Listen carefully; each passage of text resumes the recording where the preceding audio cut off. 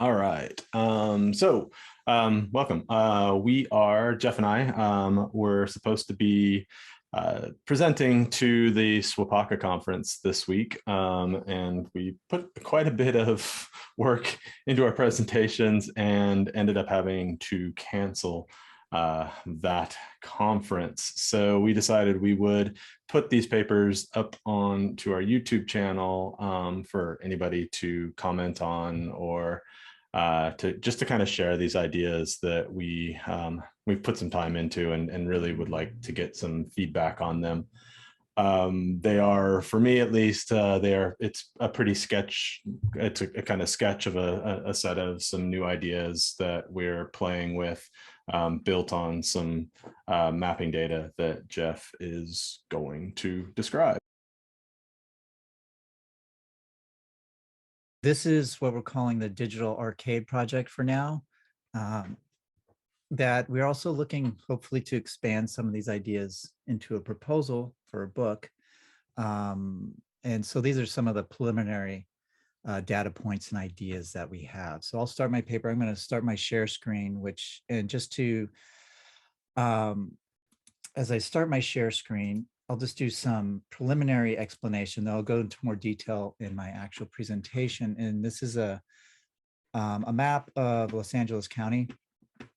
And just so if you want to understand it while you're looking at it, I'm talking about, we've mapped at this point about 225 spaces. The green dots are what we call arcades. That'll make sense in a bit. The yellow, or I don't know, bronzish dots, the medium-sized dots, those are secondary spaces like family entertainment centers. And the smaller spaces are tertiary spaces, things like bowling alleys or skating rinks or pizza parlors or places like that. And then also on the map, the darker spaces, the dark blue means there's a higher concentration of Black Americans in those areas, right? And so that's this sort of how we're mapping this and how we'll be talking about it. So I'll start my paper now with that sort of idea. So this project looks to map relevant and associated gaming spaces and the games they house and layer them with census neighborhood data to develop a coherent understanding of how game spaces were affected by economic and racialized understandings of leisure spaces in Los Angeles County. While arcades and game spaces of all kinds were envisioned as inviting delinquent behavior and gateways to local crime, access to some of these gaming spaces was inhibited by systemic divisions in Los Angeles County. These divisions were propagated through housing policy and development, highway construction, and lack of business and governmental investment, all underlined by general social attitudes about race and community spaces. Visualizing gaming spaces and the relationship to class, race, and associated access to leisure helps to situate games in a broader framework and reveals a contrast in the ways that gaming spaces were understood and regulated in different communities.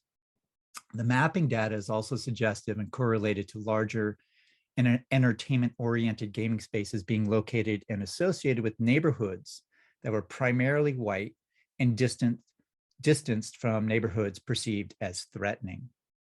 And we're defining gaming spaces as broadly, I'll get to those, but places that house some form of arcade cabinet games.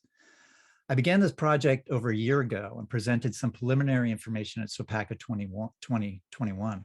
At this point, Sean Smith and I are working on this as a broader project that connects not only the spatial representation of gaming spaces, but the ways that these spaces were imagined and referenced and promoted in popular culture, especially on TV and film, advertisements, and the like. In this sense, mapping the consumption of these spaces provides insight into how game spaces as leisure spaces propagated historical segregated social norms within Los Angeles County and the broader nation. This is still largely a work in progress, and the data, particularly regarding smaller game venues, is still incomplete. In my prior paper, I discussed at length how Southern California had been imagined as a white leisure space for most of the late 19th and early 20th centuries, a place where white Americans could enjoy a healthy climate that afforded opportunities and space to grow and own your own home. Although Los Angeles was never purely a white space, its imagination as one facilitated through restrictive policies that isolated communities of color and Asian descent, created distinctive access to recreative and leisure spaces.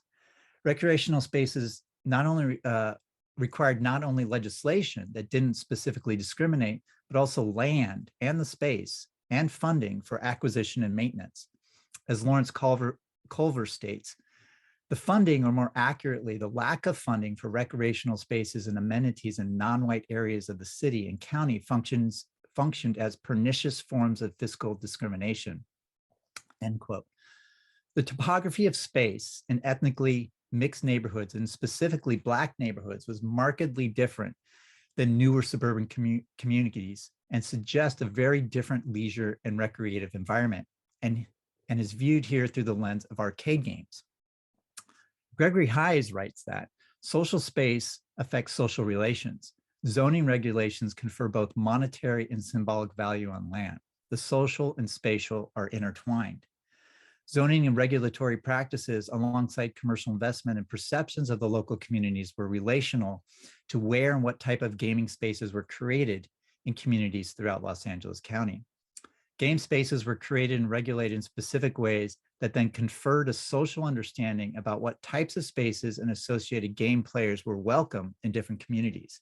Again, leisure, when coupled with whiteness and wealth, was used to separate and segregate, to control and regulate both people and places. To understand how a variety of game spaces related to social and commercial practices, it was necessary to define, categorize, and apply specific leisure characteristics to the variety of game spaces. This study also covers the decade between 1977 and 1987, an era where the growth, decline, and perception of video games and arcades changed quite substantially, thus problematizing some of the definitional stances we take. Employing the term gamed spaces and a very specific definition of an arcade has allowed us to differentiate and visualize a variety of spaces and their placement throughout Los Angeles County that highlights the intentionality of the location of different game spaces. To help sort and specify game spaces, we move beyond the oft-repeated and quoted figure of 23,700 arcades in the United States that originates from the November 15th, 1982 issue of Playmeter titled Video Game Sales Operator Profits. This publication also notes that there were 385,500 street locations, which are broadly defined. For the purpose of their survey, Playmeter defined an arcade as a space with more than 10 machines. It also based their numbers on a route operator response from their survey of 6.4%, or 693 operators out of 10,754 PM operator subscribers. Though this was slightly better in California, which had a 9.5% response rate.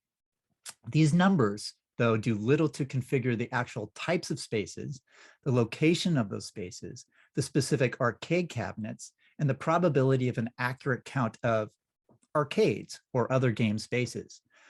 Within the same issue, Playmeter adds a clear caveat, writing, "We have no idea what those other 10,061 operators had to say. We are only assuming that the responses are at least similar to the operator population as a whole." In their yearly sales and profits issues published in earlier and then later years, the total number of arcades and street locations would encounter many of the same numerical and probability issues. And for purposes of these papers, provide little guide to identifying the different types of spaces or access to a variety of game spaces. As such, nominally, route operators define three types of spaces that house games: arcade, family entertainment centers, or FECs, and street. Those definitions are useful, but don't contain the necessary affectation that various game spaces might provide a player and the community. Playmeter's use of 10 games constituting an arcade may have been useful for sales and identifying larger markets, but do little to identify the primary and secondary functions of the space, nor the location of the space within a broader socioeconomic understanding. Locally, arcades were typically defined as such via city code throughout Los Angeles County as spaces with either 4 or 5 arcade games. And it was easier for many locations to house 3 or 4 games to avoid the regulatory paperwork and hearings to obtain an arcade license. Thinking about the types of spaces, the number of games they held, their associated attractions, and their proximity to a variety of communities led us to standardize the types of game spaces into 4 distinct types to help us to visualize the qualitatively different spaces with games. So first, primary game spaces, which are the green spaces on the map, the larger circles, were distinctly that, arcades, what we call arcade spaces. Their primary and often singular attraction were the arcade games themselves. Often they were just arcades. Sometimes they would be arcades in a mall. There's examples of them also appearing at universities. Secondary game spaces, or game spaces, would most often qualify as an arcade by most metrics, but the arcades were secondary, or at least parallel to the main attraction. These sites contained arcades and were nominally family entertainment centers such as Chuck E. Cheese, mini golf centers, or go-kart facilities. These secondary spaces afforded other entertainment while attracting individuals to play arcade games. And these are noted on the map through that gold or bronze color, the sort of mid-sized bubble there. Tertiary game spaces, or spaces with games, may or may not have qualified locally as an arcade with 4 or 5 games, but house games within larger businesses such as bowling alleys, skating rinks, pizza parlors, batting cages, and the like. These spaces often had fewer games, and not only was the primary attraction something other than the video games, but most activities were spent with the advertised attractions, such as bowling or skating. The final space, quaternary, often what route operators refer to as street, were housed in liquor or convenience stores, laundromats, restaurants, etc. While these types of spaces afforded a broad range of community access to play, they are also much more difficult to map and are not the primary focus in this presentation and are not specifically mapped on this map. Using these definitions and layering the associated game space coordinates onto census tract data is revealing in several ways. But to begin, the 27 primary spaces, or arcades, as we're defining them, are located on the periphery of the central city and typically in wider communities. And we can see this particularly with all of the green spaces being outside of areas that have a predominantly Black population. These arcade-specific sites were in attractive neighborhoods that could be and often were deemed stable and safe. Next, the 56 secondary spaces or game spaces, while more widespread and occasionally closer to communities of color, tend to track along major highways such as the 605, 5, 405, etc., and avoid the central areas of the city. We do see some of them right on the edge of sort of the darker blue areas that had a higher Black population, but still not inside that area. And this is usually because of the highway configuration. Finally, for this presentation, the 125 or so mapped tertiary spaces are obviously more widely spaced, and a few can be found in the central city, which is largely inhabited by communities of color and specifically a Black population in the 1980s. And I should mention that this is the population map here is from the census tract data from 1980. The dearth even of this type of game space within areas that were ethnically divergent demonstrates the lack of investment in a new type of leisure space. It also meant that for these communities to engage in spaces popularized in the media, they would need to travel to areas that were deemed appropriate, located in newer and wider neighborhoods. Additionally, the distance of many of the primary and secondary spaces, coupled with both the higher use of public transportation by economically disadvantaged residents, at the same time that public transportation in Los Angeles was losing funding, made it increasingly difficult to access those facilities. And quickly, I might swipe over here. This map is a little different, and what this is showing is where a higher percentage, over 20% of the population, depended on public transportation. And we can see while maps on top of this map, we also see that it's generally outside of the region where these game spaces are located.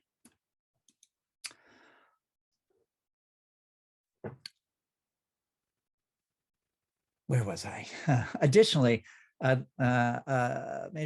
pointing to the importance of relevance of, okay, there we go, sorry. Both the higher use of public transportation by economically disadvantaged residents at the same time that public transportation was losing funding made it increasingly difficult to access those facilities, thus pointing to the importance and relevance of quaternary spaces, those primarily not mapped here. Coupled with this note from Mark Pierce of Atari that a new game, quote, starts out at an operator's highest grossing locations. Operators gradually rotate new games between all the locations in order to most quickly earn back the money they spent on the game. So while games may make their way to smaller quaternary venues, they would reach those spaces later and after initial profits had been made, reaching these communities of color later than their initial start date or manufacturing. Thus, the game spaces that were housed in convenience or liquor stores, hotels, laundromats, restaurants, etc., those street spaces were ubiquitous. They were also easily accessible, potentially housed different, older, as just mentioned, or even modded games that local communities could engage with, though on terms that were shaped by the direct lack of access to larger game spaces. Mapping where communities of color and economically depressed individuals played games and the types of games they played can reveal the impact of segregated leisure spaces in Los Angeles County. Along this line, a few short notes about some of the spaces that are part of this map and the challenges of mapping game spaces. First, while we cannot guarantee that many or all of the tertiary spaces had games, we know from firsthand knowledge and photographic evidence that games did exist in many, if not most, of these spaces. Spaces such as Skateland USA and World on Wheels are included on this map, and I will just point them out here on the map. There's World on Wheels we can see here, which was primarily in a Black neighborhood and also with Southwest Bowl, and then down here, Skateland USA in Compton, well known for its sort of music venues.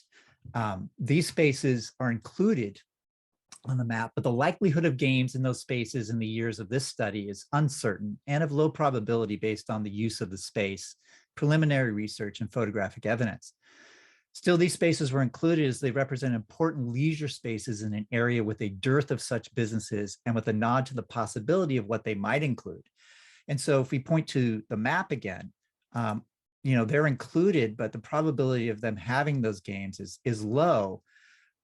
But we see including them provides some sense of the leisure opportunities that were available there, even if they were not necessarily gamed. Second, many small pizza stores were excluded, principally Pizza Man, as they were primarily takeout and had very little room to house any games. Arcade games and cabinets in small spaces was often touted in Play Meter and other sorts of industry magazines because you could up your profit in small, per square foot spaces. But these spaces were even still too small for that. They had very little room to house games, and yet were often located in lower income and ethnically diverse neighborhoods. Third, a specific case demonstrates the breadth and difficulty of mapping quaternary spaces, the restaurants, convenience or liquor stores and the like. Well, there are a few game spaces located in Gardenia on this map. One operator, George Topaldos, owned 600 arcade cabinets that were variously situated in 200 spaces.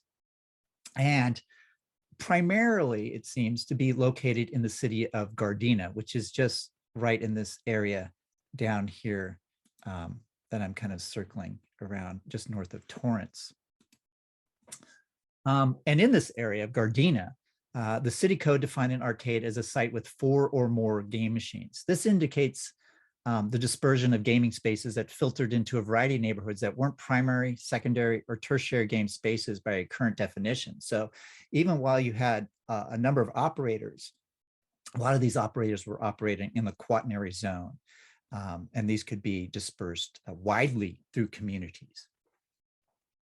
There's also significant divergence between 1977 and 1987 in how the varied cities within Los Angeles County, of which there are 88 separate cities in Los Angeles County, regulated games and arcades. Some cities, for example, San Marino, a wealthy suburban city located south of Pasadena. If I was to point this out here, you can see San Marino located right there. Housed no arcades or game spaces. Other cities such as Burbank had 8 arcades as defined by local code by early 1982 and would soon have a Chuck E. Cheese open near the 5 freeway. Mapping these spaces with their associated regulations, varied spaces will take time, but suggest an insightful way to visualize the political and physical understanding of appropriate leisure spaces, or what was deemed appropriate leisure spaces throughout Los Angeles County. The inclusion of some venues that sit adjacent to the county boundaries are also relevant. And you can see we've mapped some here, such as out in Thousand Oaks, or over here in Upland, or the Chuck E. Cheese's in Orange County there. Inclusion of these venues are also relevant as they further demonstrate the dispersion away from the city core into outlying areas generally deemed safe and viewed as appropriate. Initial data make it clear that arcades, and especially primary and secondary spaces, were located outside or on the periphery of most of the economically depressed and racially separated communities. The reality of differentiated game spaces speaks to the historically racialized topography of Los Angeles County that shaped where and how people lived, worked, and played.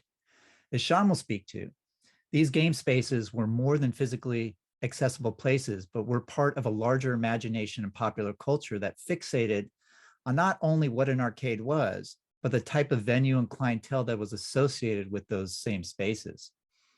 This topography of place intersected with the topography of race that helped configure the makeup and differentiation between the inner city and the growing suburban hubris of Southern California. Game spaces then differed markedly in terms of access, venue, and acceptability, and was clearly rooted in racialized fantasies that idealized suburban space as homogeneously white with a corresponding safeness that implied to white sensibilities. My paper looks to take some of the research data and the mapping project that Jeff was just describing, and attempts to make some broader sense out of this data that we've been collecting and mapping so far. And what I'm trying to do here is kind of place this data within the kind of historical and cultural contexts that are a part of kind of the 1980s and 1980s Southern California. So as Jeff has so adeptly illustrated, our data suggests a connection between arcade gaming spaces, segregation, and popular notions of who should or did occupy these spaces. And it underscores the legacy of segregation and racial controls of leisure space in Los Angeles and Southern California in general. The project's initial mapping data shows that traditional arcades were like mini spaces of leisure in the city of Los Angeles, actually in the county of Los Angeles. Geographically and racially controlled spaces, often placed in suburban areas where economically disadvantaged and communities of colors were restricted access. In Southern California, the freeways, as Jeff had kind of pointed out in this, served as a geographic boundary of segregation made difficult to cross, and were a potent symbol of LA's long history of segregation, a history that included a brand, its own brand of Jim Crow policies unique to Los Angeles that featured racially restricted covenants, Klan intimidation campaigns and violence, and the displacements of communities of colors like those at Bruce's Beach and Manhattan Beach and the Chavez Ravine when the Dodgers came to Southern California. These were done primarily through property seizure and eminent domain. The freeway system in LA was just the icing on the segregationist cake. In 1944, the Federal Aid Highway Act allocated funds for about 1,900 miles of freeway in Southern California. Planners used the opportunity with full federal support to obliterate as much as possible the casual mingling of races and to divide activist ethnic groups into even smaller of pockets in the city, thus denuding their voice and their ability to organize. Local officials rerouted the elaborate designs of the freeway engineers, often at considerable expense to the city, to destroy thousands of homes in racially diverse communities. By the late 70s and early 80s, the subject of our project and our work, the freeway system in Los Angeles was nearly complete, and so too was the segregation of the city. As Jeff has just suggested, at least for ethnic minorities and for African Americans, the freeways restricted their movement rather than facilitating it, and helped to codify and legitimize disinvestment in urban area, and divided up the city, further isolating communities of colors from spaces of leisure, arcades, shopping, entertainment, all of which had been moved to the suburban periphery. As our maps and Jeff has just suggested, the preponderance of official arcades were built in or adjacent to suburban middle-class white neighborhoods or near the newly completed freeway systems in areas around LA County. These areas had decades-long histories of racism and racial tension. If urban youth wanted to partake in arcade games, they had no choice, assuming they had the means, to travel to the periphery of LA's urban areas. And then within these suburban arcades, these teens of color were made even more visible. Their presence in a predominantly white leisure space would be instantly noticed and their behaviors scrutinized and policed. The late 70s and early 80s was a fraught time in Los Angeles. Like most cities, it had seen its fair share of deindustrialization and the destruction of its urban core after decades of white flight and hyper-suburbanization. Suburban neighborhoods maintained a kind of siege mentality, and outsiders, especially people of color, or those who were marked as somehow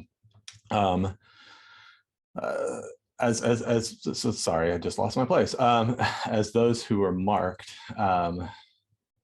as somehow outside of the mainstream were mistrusted and looked askance. Colleague Surek's work on arcades, where she talks about the regulation of the industry, suggests that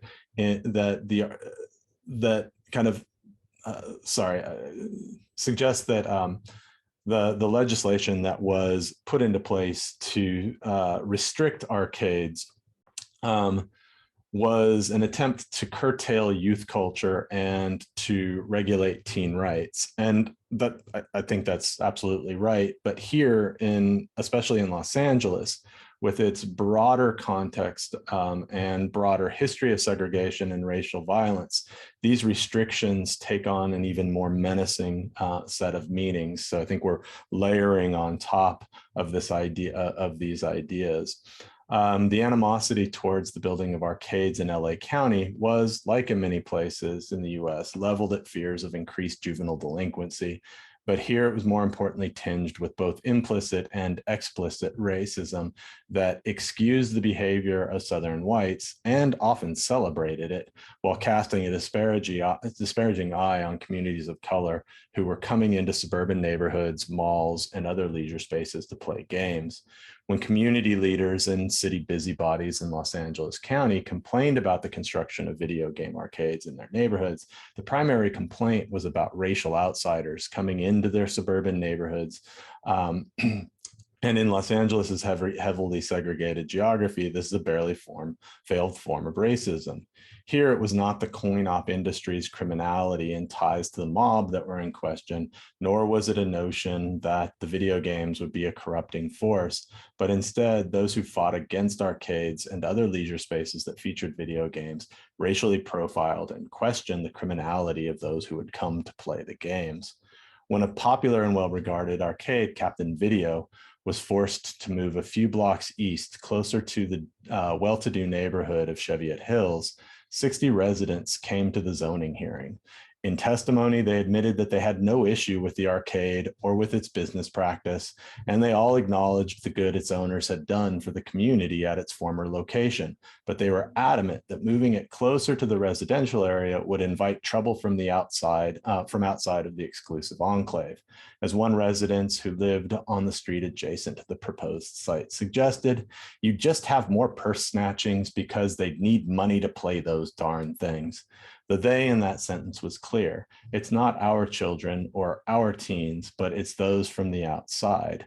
Ironically, the arcade owners testified in the same meeting that its customers' average age was 28, mostly young professionals from the area who frequented the neighboring businesses and visited the arcade to blow off steam during their lunch break or after work. To convince other parents and other concerned citizens of the safety of their suburban children in these spaces, the industry, and here when I say the industry, I'm talking about the arcade owners themselves, the manufacturers, the distributors, and the popular press that's growing up around video games and the play of video games in arcades. Embarked on a campaign to manufacture a clean, and by clean here, I mean racially pure, image of these spaces. Playmeter magazine featured near monthly articles about how to maintain a wholesome and clean arcade environment. In a November 1983 article titled "Passive Vandalism Sounds Tame, but It Can Hurt You," the author suggests that having regular, quote, regular patrols in the game room to make certain that players aren't rowdy and generally to establish the presence of a watchful eye. Alan Saffron, an arcade operator from Venice Beach, California, turned consultant and arcade designer for Pizza Time Theater later in his career, when asked about the planning of an arcade or buying one, suggested that location, location, location is key. And while this is trite and cliche, what he's suggesting is to be careful where one places or buys their arcade. He warns that one should first contact city and local police departments to check the crime and reputation of the neighborhood, and further adds that the suburbs, quoting here, the suburbs and suburban malls offer the best environment with a clientele with the best reputation. And he would know. In 1980, he opened his first arcade in Venice Beach, and as a part of the permit requirements, was forced to hire, quote, uniformed special officers to perform security duties in and around the arcade. These officers were meant to mollify community protesters whose complaints were not about the residents of North Venice Beach, but about the criminal element that would be drawn to the arcade from the outside. In a 1981 fight over USA Arcade's owners attempt to run a 24-hour arcade in the suburban San Fernando Valley area of North Hills, the police commission, and here, right, I found that strange as doing this research, right, that often these arguments were taken in front of the police commission rather than a planning commission. In this case, this went in front of the LA Police Commission, ordered the operators to maintain, right, and so the cops are basically getting involved, ordering the operators to maintain regular business hours because of complaints that the 24-hour arcade was a nuisance, and here I'm quoting again, that attracts a criminal element into the valley. It's clear that a common complaint amongst those who opposed arcades was that outsiders, a loaded term in Los Angeles, would be drawn to the safe neighborhoods of the suburbs. Indeed, Atari's own industry magazine, Atari Coin Connection, published from 1976 to 1985, reinforced these notions as well. In its monthly Operator Corner, a feature that frequently highlighted LA area arcades in suburban spaces, it was clear that they, Atari in this case, were most proud of the large arcade game rooms that actively policed and maintained tight control over their clientele. The magazine also ran a 3-part series on gaming youth, the third in the series exploring who gamers were. That study suggested that arcade owners should court, quoting here, teenagers who are better educated, more affluent and discerning, and more pleasure oriented. In other words, those suburban white teens who are common in large suburban arcades. By centering arcade culture in suburban shopping and leisure spaces, especially in malls, traditional forms of policing and the segregation of the player population could be maintained. Suburban malls offered an illusion of a public square, a place in suburban sprawl where the community can come together like they once did in the town square. But malls, especially in Southern California, were private spaces segregated by freeways and accessed by car, where policing was under private contract. Access to these spaces was heavily regulated, and communities of colors were often denied or noted in the planning of these spaces as a nuisance population. When the Norwalk Square Shopping Center went in front of the City Planning Commission with plans to upgrade and to include an arcade, the only concern reported in the project was how the arcade would be policed and who would regulate its customers coming in from the outside. Complaints aside, suburban arcades and the growing video game phenomenon attached to them were soon celebrated as a positive force in popular and industry media. Communities of colors, punks, and other misfits that broke the mold of what popular culture and gamers themselves had already begun to establish as a gamer identity. Again, quoting Carly Kosurik here, she points out that where the games attracted specific youth or precipitated certain youth behaviors, these policies implied that the emerging fan base for video games were a distinct group of youth with their own social codes and values. And while they were crafting their own identity or an identity for themselves, these gamers were being further defined by most forms of popular culture as white, suburban, and middle class. Popular media and the early gaming industry established a normative arcade culture in teen films. Films like Joysticks and Midnight Madness are probably two of the best examples. And in the pages of magazines where a culture that was primarily white, middle class, or wealthy emerged as the gamers or those who would play these games. Further, the ads in magazines, the photos of arcade spaces in the trade press, the people and places featured in stories, arcade reviews, and the advertisements for games, and especially in the more celebratory stories about arcades in the mainstream media, these suggested that gamers were all white, affluent, and suburban. This media reaffirms the racial purity of the primary customers of arcades and suggests the homogeneity, order, and control over these leisure spaces. Thus, LA's arcades became like so many other leisure spaces in LA's history, a fantasy, a 20th century modern playground built on idealism, and in many ways, like the Spanish fantasy past images of Los Angeles's past, a purified utopia built on notions of racial purity and sold to a mostly white audience. The arcade in popular culture, like Los Angeles itself, became a place of self-creation and recreation for youth culture. Movies featuring the arcade in the 80s often featured bright neon-colored spaces filled with gaming cabinets and with other amusements where teenagers frolicked in innocent play. Like the Southern California beach movies of the 1960s, these teen arcade movies reassured parents that suburban arcade spaces were safe, clean spaces where teens could practice community-sanctioned heteronormative behavior, usually in the mall or as part of a legitimate form of consumer society. If people of color were featured in these films, it was most often as comic relief or in a sidekick style supporting role. People of color in Los Angeles once again found themselves on the periphery, where they had been placed for hundreds of years in popular culture that promoted the city. Race and privilege were constructed alongside the built environment and made a part of the city's culture and expectations through popular promotion. In this way, these films reinforced the notion that there was no place for minority populations in LA's arcades. The movies did show us alternative gaming spaces, And here I'm talking about the quaternary spaces that Jeff was describing a moment ago. When they showed these, often these spaces, they reinforced them as illicit and violent. Mimicking real life segregation in these spaces, many of the gang films of the late 80s and into the early 90s, films like Juice, Boys in the Hood, and from an LA perspective, Colors, featured video game cabinets in liquor stores, barber shops, and other inner city venues where drive-by shootings were planned, drugs were sold or bought, and guns were traded. The message was clear. The notion of who belonged in a proper arcade and who was a threat danced across the silver screen.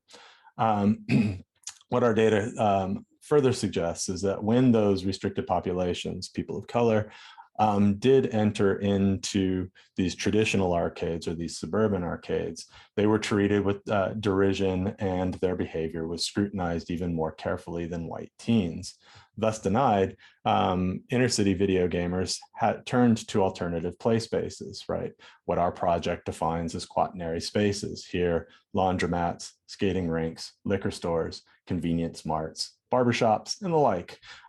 These alternative play spaces, street arcades in the industry parlance, often located in the inner city, were subject to even more regulatory scrutiny, policing, and community and industry complaints. The LAPD maintained constant vigilance on these spaces, and when the local press presented stories about the dangers of video games, violence, delinquency, it was frequently these smaller venues that were the targets of complaint, community anger, and even, on some instances, police raids. The city of Downey went as far as banning games in liquor and convenience stores, especially in spaces where more than 50% of its floor space was used to display alcohol, a move that would deny many in the community access to these games. Many of these spaces served as community gathering spaces for both inner city adults and teens. Further, the machines that did make it into these spaces were often used machines, bootlegged versions, or games that had run their course in more suburban arcades and secondary play spaces. These same stories barely, the horrible transition there. These same stories barely veil the racism leveled at those who played in these alternative venues to curb teenagers from these traditionally Hispanic and Black neighborhoods from congregating in these spaces.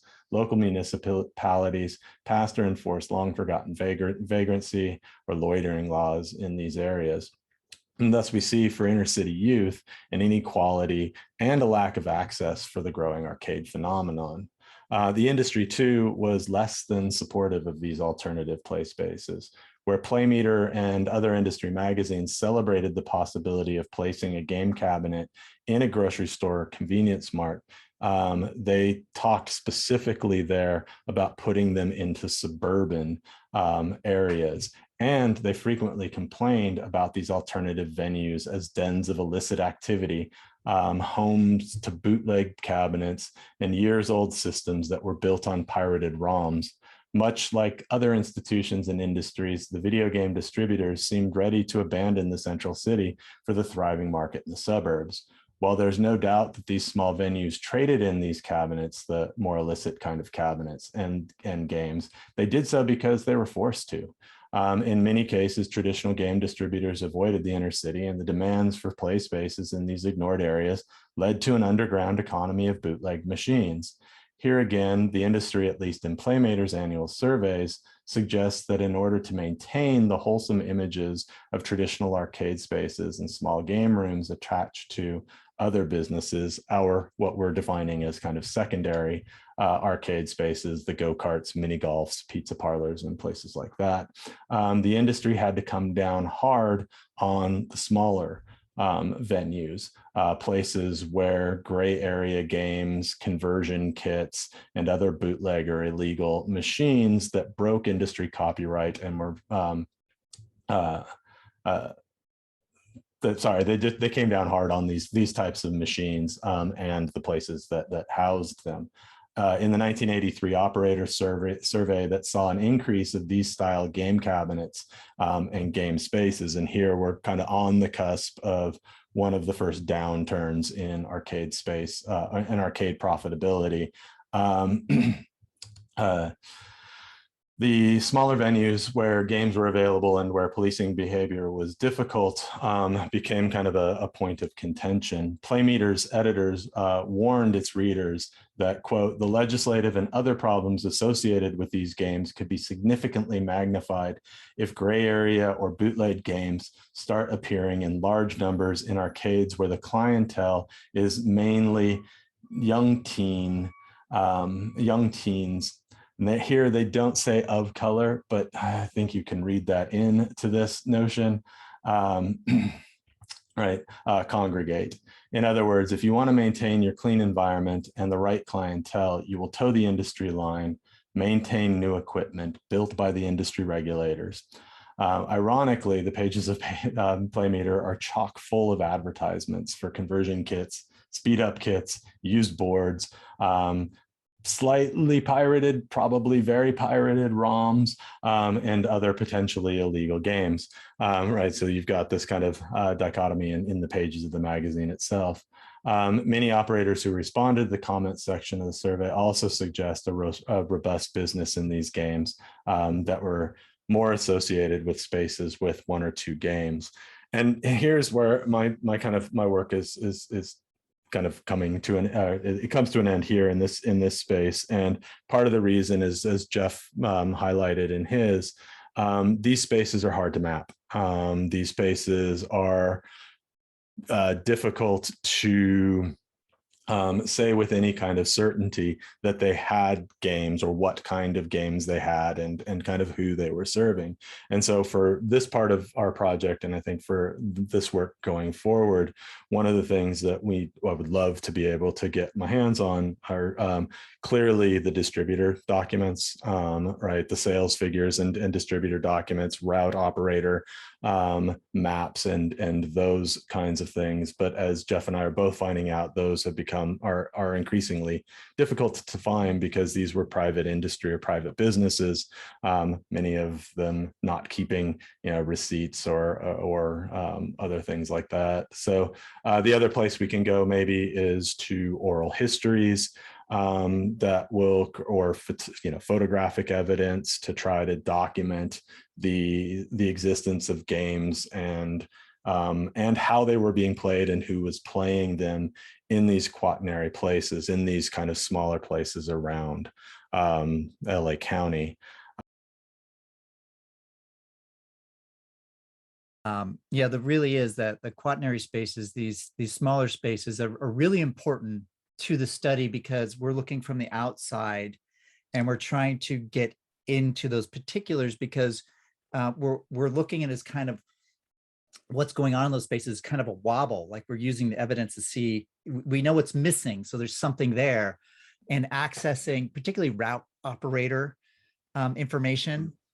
We've starting to try to locate that, but it is very difficult, particularly within, we're looking for a set of experiences within Los Angeles County, not sort of a distributive across, national narrative or something, which could help us also. But being located within Los Angeles as a particularly and specifically segregated and regulated area, those types of stories are really important. Like the one piece I had from George Topaldos, right, and in Gardena, it's revealing and yet at the same time ask so many questions because we know he's a fairly large operator or decent size operator with 600 arcade games and 200 spaces. So it's onesies, twosies, threesies, keeping probably under Gardena City Code, which was 4 at the time. And we know that from looking, and this is the other thing about Los Angeles, there's 88 cities. So looking at all the different code regulations, right. we have to map those out too. And they change over time because there's arguments over these and hearings over all of these. But if we getting more of that sort of data and where they're located, we can really see then what kind of games are there and how they're distributed. Because the outside looking in, we get a sense of the predominantly with the primary and secondary spaces, they're on the fringe. We see that, Right. like, that's clear. Those are clear and they're Those easy to document. And, much easier to document, right, and even easier to document some of the games, because people often post pictures or talk about their experiences there, or provide lists, people who work there. These things we can kind of right. sort out. But the quaternary, even the tertiary spaces, to some or to extent also are A little the bit more bubble. difficult, right? Yeah. Yeah. And here, I mean, and also as we've been thinking more on the project and kind of trying to align these various spaces, right? As we start exploring kind of the absent space, right? To steal, I guess, Richard White's, we're doing, right, to steal this kind of, to kind of come into these spaces, right? You really have to rethink kind of what leisure space was. I mean, Jeff and I have argued over the inclusion of pool halls, right, to try to figure out, did these spaces that were predominantly in communities of color, did they have video games or access to them, right? Our places, so there's a local space in Long Beach in LA County during the 80s, a place called Yankee Doodles, which was a suburban pool hall, right, which had a tremendous arcade space, probably 50 to 60 games. And you have them, and their pool halls kind of in across the border in Orange County and Westminster, that was serving a largely Vietnamese community. Those two, and again, this is by vague memory, right? That needs to be evidenced, and finding that evidence is very difficult. And Yankee Doodles, I believe those are like mid to late 80s they start appearing, right? And there's, as I mentioned, and you kind of mentioned too, like, these game spaces, as a lot of people generally know, change, right? The attitude, expectations, the type of games, the profitability, these all change in the mid, particularly by 85, 86. There's a lot of things happening with these spaces. And so the imagination of these spaces really changes.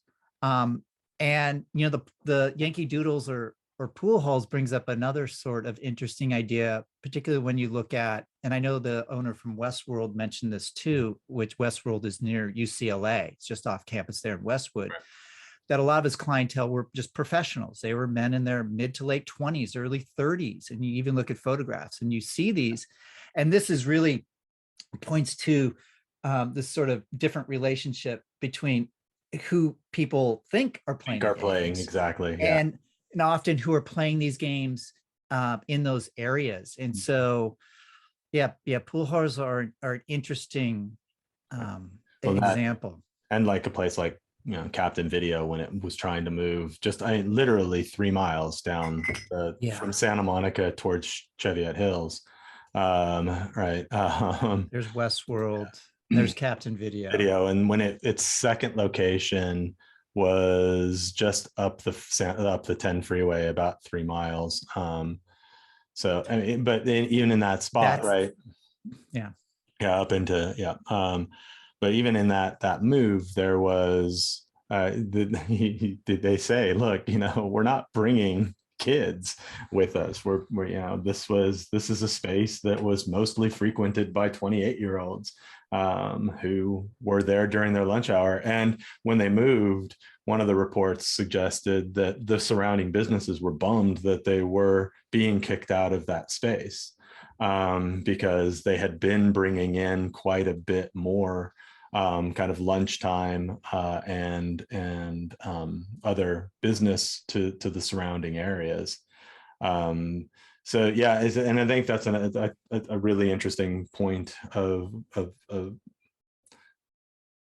to note, right? In terms of kind of rethinking who video game players were, and how I think on the ground in arcade spaces or even in quaternary or secondary spaces, what we think to be the case is mostly driven by various forms of popular culture, right? Or by the industry's kind of magazines and other things itself.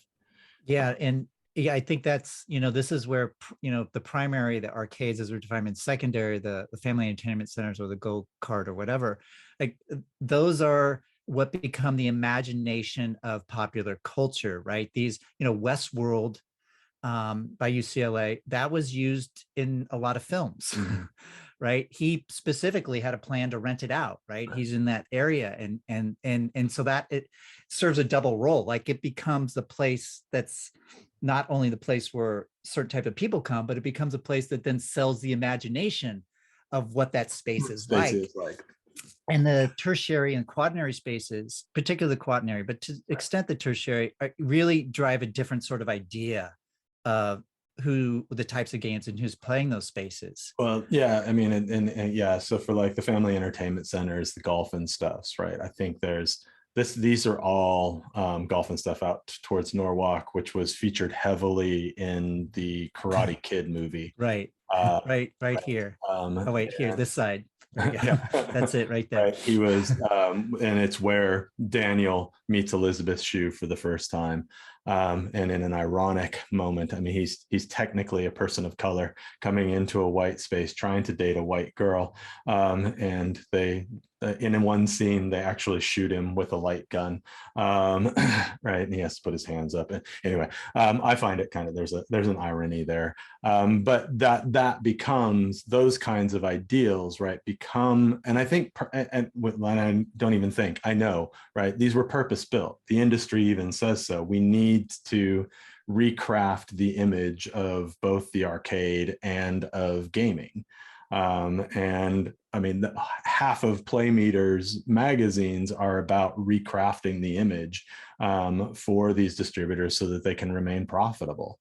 And in recrafting, and I mean, and we could talk all day about Chuck E. Cheese and these other family entertainment zones too, which was about kind of suggesting a family safety in these spaces, or take it to television and look at all the kind of arcade competition TV that emerges between 1981 and 1983, which featured frequently kind of 10 to 17-year-old kids as the primary players of video games, right? Malibu Grand Prix, who was a mostly a go-kart space in Southern California. I think they extended out into Northern California as well. They had their own TV show for a little while that was like a battle of the network stars kind of TV show, where they invited celebrities to come compete both in racing in their cars, but also in video game competitions, right? And suggesting that these again were spaces that were kind of wholesome. And the creators were, young white 30-year-olds out of Orange County, right? And their arcade spaces were quite large, 10 to 20,000 square feet, right? These were, but they were located in those spaces. But back to your point about Playmeter, and we've both looked at these extensively. And if you want to send us any of your copies, please feel free to do, because we're missing a very large chunk. They have a feature in their magazines beginning in the 1980 or so, which is like a marketing piece. Like, how do you market? And it's, how do you attract people? Like, what do you do? And what you had also referenced in your paper, about putting them in different spaces, right? And we both noticed, they're advertising to put them in supermarkets and restaurants, but to the point, it's not any supermarket or restaurant, as you noted. These are, they're very clear about what it means and where they should go. And I was really interested, when Mark Pierce is talking about how street operators often move their games through different areas, like the new spaces, and then funnel them through. Is I think that's really important, because we think about these games coming to those quaternary spaces later, being used or being changed, or obviously you can't have all those games there, so you're probably just bringing the biggest, the ones that make the most money into those spaces, right? Because your square foot, you're small, you have to pick just a few games to make that money there, but they're coming later, right? They're coming after the rotation.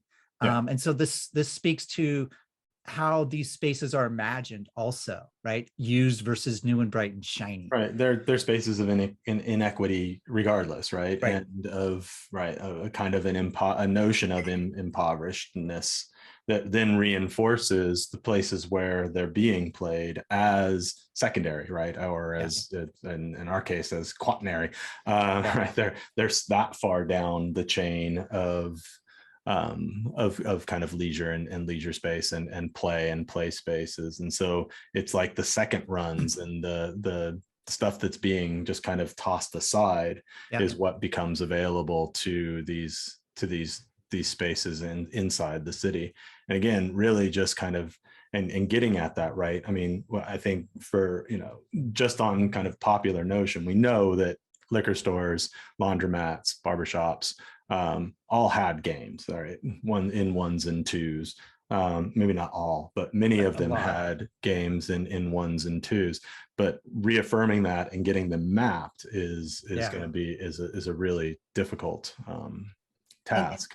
Because you had, when I was, a lot of people have heard Skateland USA just because of NWA and Queen Latifah and their association with playing at these. And when you learn about Skateland, which was originally a bowling alley, then was defunct through deindustrialization, and then a white entrepreneur who lived outside, who actually had grown up in Compton earlier, is familiar, comes in and funds it. It speaks to, it's an interesting story on the realm that this individual who did ultimately fund it from 81 to 89, something like that. I might be off a year or so there. There's no one bringing in money here. People are not bringing in investment, right? They're not even just the big players like Chuck E. Cheese or the golf carts, go-karts, right. But even middle entrepreneurs aren't looking to open these spaces. The spaces that are there are just the tertiary, in some instances, a few bowling alleys, a few skating rinks, the World on Wheels, which was in North Los Angeles, but and a few bowling alleys. Like there's Skateland USA, and here's Southwest Bowl, right? And there's another example here, a Pizza Hut, right? And there's a few others that are smaller. They're a lot of independent, and then you have Holiday Bowl, and then up here somewhere is World on Wheels, right there, I think. Many of the bowling alleys reflect on an older set of suburbs too, right? These are bowling alleys that came into being in the 50s, at when these neighborhoods were largely still white, or kind of transitioning, right? And are in that kind of that and aren't this fully the same right? So the Andrew Hurley wrote a book years ago called Diners, Bowling Alleys, and drive-ins, and he talks a lot about the transition in bowling recreation, right? From a kind of working class bar attached kind of leisure, working lower class, really, to a more suburban one. And part of that was the movement of like the pin setters and all of that into the back of the bowling alley and putting a shiny veneer on it and making it accessible and it was technologically driven that kind of technology that made it into something that suburbanites could, right? You could celebrate. And a lot of these older bowling alleys weren't, as white flight happens in these areas, they weren't then transitioned into these new spaces, and they maintained the old veneer and maintained that old right, and and clearly they became points of leisure for communities of color, but they also weren't equitable in that way still, right?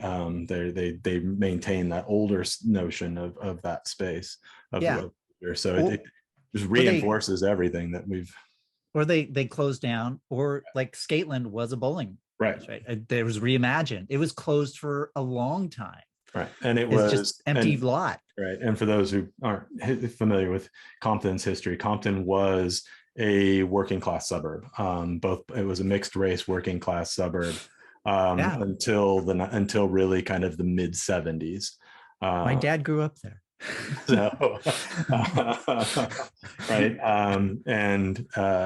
And it was really deindustrialization, the loss of kind of well-paying union working class jobs, and then the kind of crack endemic that hit in the 1980s that changed the relationship. And so having had these leisure spaces in these places makes perfect sense. But then we see, as a result of deindustrialization and other declines in these older suburban communities across Los Angeles County, we see, right, I think we can, it's what makes LA such an interesting case study, right? Because we can see these, the deterioration of these spaces in pretty stark ways. And stark ways. you know, it's interesting, you know, and you're right. And you know, if you look at Chuck E. Cheese here, kind of in Linwood, or Chuck E. Cheese up here near Walnut Park, and I think of these areas, and you know, this is mapping data from 1980, and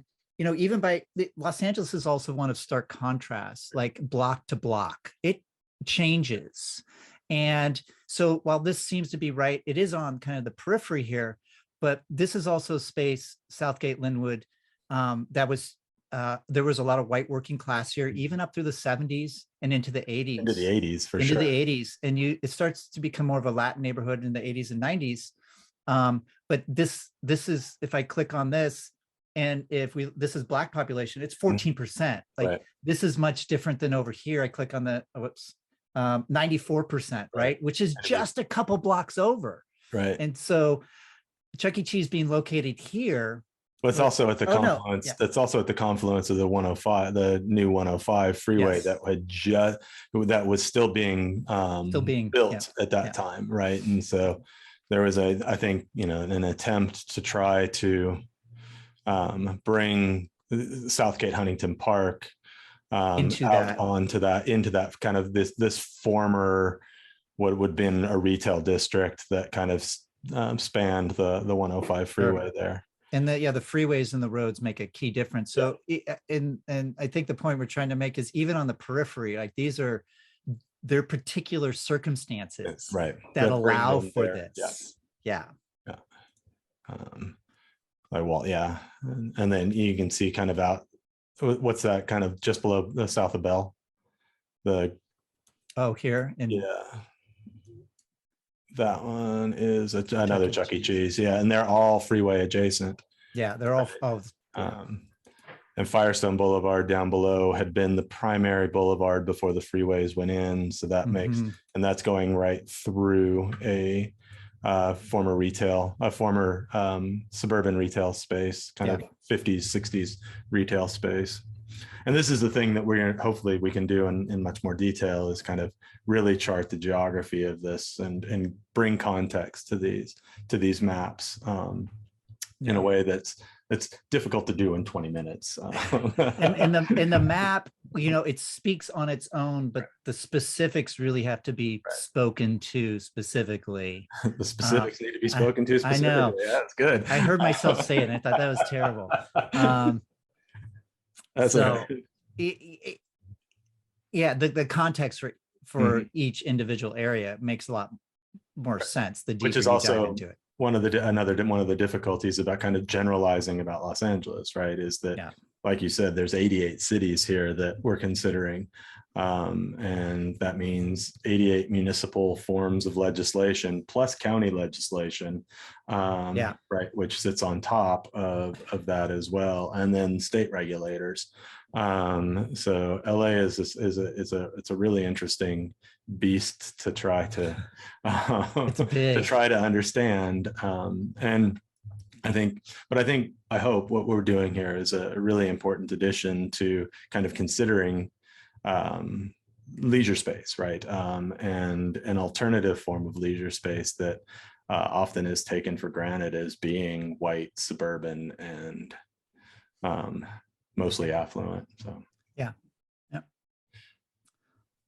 all right. Well, nobody's going to ask us any more questions, so we can continue asking ourselves questions. Did it our own. Yeah. Well, it gives us stuff to think about. And if you do watch this and you have comments, this is a project is just beginning. I mean, we've been working on it, but there's so many different data points and so many different questions, and that ideas, advice, criticism are Right. are welcome. Yeah.